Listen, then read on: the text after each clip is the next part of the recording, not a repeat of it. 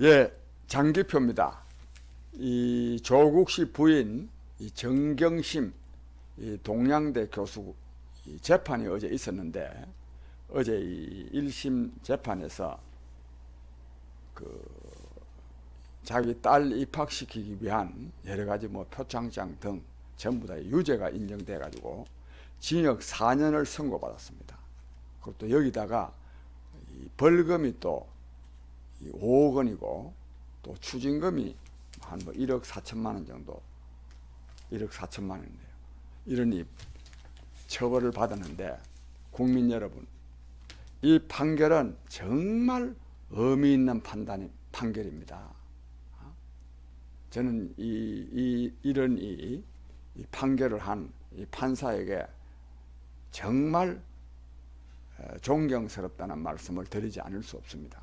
왜냐하면 이 지금 문재인 정권의 이 폭압 속에서 이런 판결을 내리기는 정말 힘듭니다.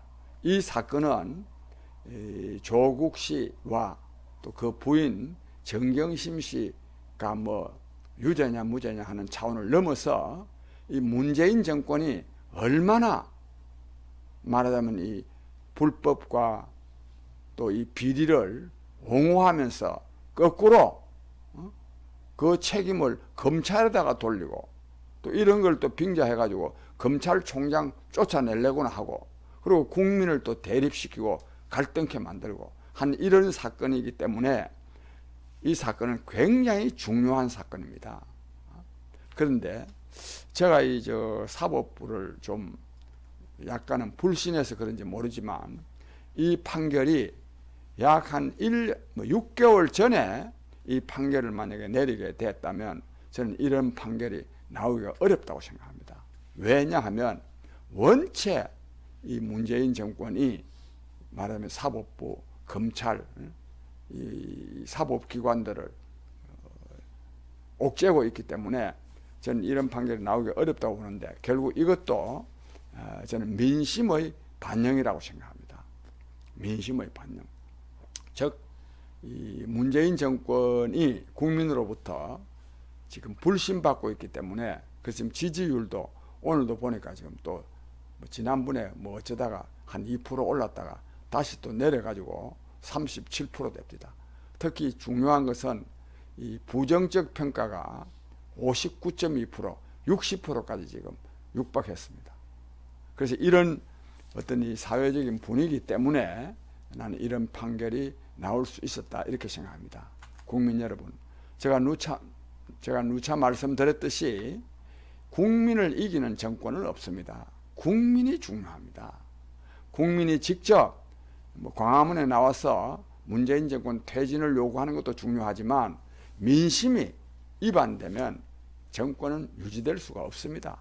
결국 오늘 이러한 판결도 이 문재인 정권에 대한 민심 위반의 저는 표현이라고 생각하고, 앞으로 좀 더 지나면 이 정권 내부에서 분열 현상이 생깁니다. 즉 이탈자가 나오게 돼 있습니다. 그러면 이 정권이 망합니다.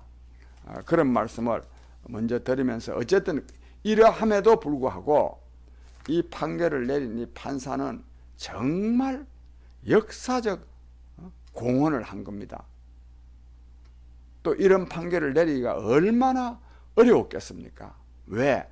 그 판사도 사람인데요. 특히 그 법 쪽에 그것도 조국 씨가 또 법대 교수고 하니까 그 뭐 동창 뭐 또 친척 통해서 얼마나 많은 청탁과 압력이 들어왔겠습니까? 얼마나 많은 청탁과 압력이 들어왔겠습니까? 그 모든 것을 배격하고 이 4년이 굉장히 형사사건에서 4년을 받은 것은 굉장히 중형입니다. 또 여기다가 벌금을 또 5억이나 때렸고 또 이 추징금이 1억 4천만 원이나 됩니다.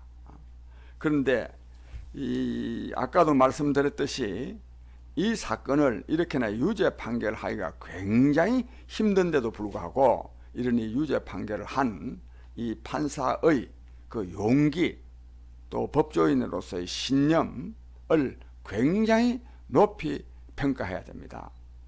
그리고 이 사건은 거듭 말씀드리지만 단순히 무슨 조국 씨 부부 입시 비리 이런 정도는 넘습니다. 문재인 정권이 얼마나 파렴치한 정권이고, 그래서 이 불법과 비리를 오히려 옹호하면서 이걸 처벌해야 된다고 하는 검찰을 오히려 압박하고, 또 압박의 차원이 검찰총장을 쫓아내려고 하는 데까지 이르고 있고, 또 이걸 가지고 국민을 얼마나 속였습니까? 국민을. 그런 점에서 이 사건은 단순히 한 사람의 그 범죄 사건이 아니라 이 문재인 정권의 이 불법과 비리, 또 후한무치, 적반하장을 확인하는 그런 사건이라는 점에서 굉장히 중요합니다. 그런데 이와 관련해서요, 몇 가지 참 이 의미 있는 이 판결을 했는데, 중요한 게 뭐냐면 이름에도 불구하고 이 사람들은 하나도 인정을 하지 않았다는 겁니다. 계속 자기네들은 무죄라는 겁니다. 그래서 특히 고위공직자, 이 부인이지만은 또 이 사람도 또 대학 교수고, 그런데 우리 사회의 이제 고위공직자들이 얼마나 파렴치한가 하는 데 대해서 이 판사도 놀랬다는 겁니다. 그리고 특히 이 사건은 문재인 정권, 조국 씨는 문재인 정권의 핵심 실시 아닙니까? 즉 문재인 정권이 내거는 이 공정이 얼마나 허구에 찬 것인가 하는 것을 드러내 보인 사건이기도 합니다. 그런 점에서 굉장히 중요한 사건이다, 저는 이런 말씀을 드립니다. 그런데 이 방송을 들으시는 우리 국민 여러분께서는 대체로 이 조국이 이미 엄청난 범죄를 저질렀다고 생각하는 분들이겠지만은, 우리 사회 많은 국민들은 조국이가 뭐 잘못했느냐, 오히려 검찰이 정치적으로 하는 거다, 이렇게 생각하는 사람들이 엄청나게 많습니다. 저는 사실 놀랐는데요, 제가 잘 아는, 저하고 아주 가까운 사람 중에 어떤 사람이 저를 한번 보자 그래서 다른 일을 이렇게 봤는데 조국이 얘기가 나와가지고 나보고 이래요. 장형, 조국이가 뭘 잘못한 게 있나요? 나는 말문이 막혔습니다. 이렇게 생각하는 사람이 엄청나게 많습니다. 국민 여러분, 이래가 되겠습니까?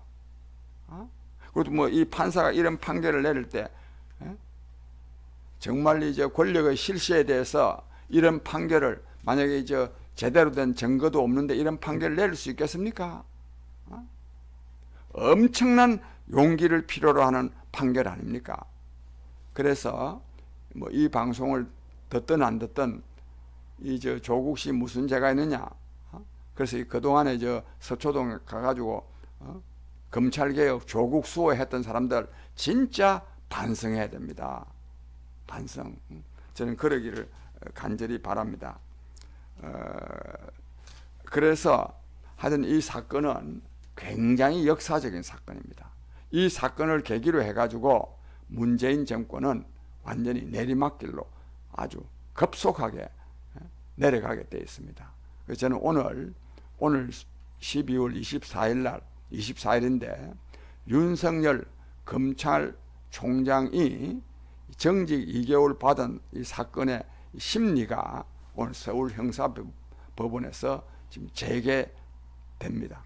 아마 오늘 밤이나 내일쯤면 이 결과도 나오리라고 생각하는데, 이 판결에도 상당한 영향을 미칠 것이다, 저는 이렇게 생각합니다. 제가 거듭 말씀드렸는데 지금요 나라 분위기가 문재인 권력 실세들만 지금 포위 국면입니다. 검찰들이 다 지금 반문재인으로 돌아서다시피 했다 해도 과언이 아닙니다. 이번에 법원도, 저는 사법부도 저는 그런 분위기로 나아가라고 생각합니다. 이것이 말하자면 민심이고 세상의 이치입니다. 절대 권력은 절대 망하게 되어 있습니다. 또 망하는 원인이 절대 부패하게 되어 있습니다. 국민 여러분, 연말에 코로나 이제 코로나 등으로 굉장히 정말 우울한 점이 많이 있었는데, 이 밤이 깊으면 새벽이 오게 돼 있고, 또 겨울이 또 깊으면 새봄이 오게 돼 있습니다. 희망을 가지시고, 이 사건은, 이 정경심 씨에 대한 이 재판은 우리에게 정치의 새로운 봄이 오고 있음을 알려주는 것이라고 생각하시고 희망을 가지시기를 바랍니다. 아무쪼록 또 다음에 또 말씀드리겠습니다. 감사합니다.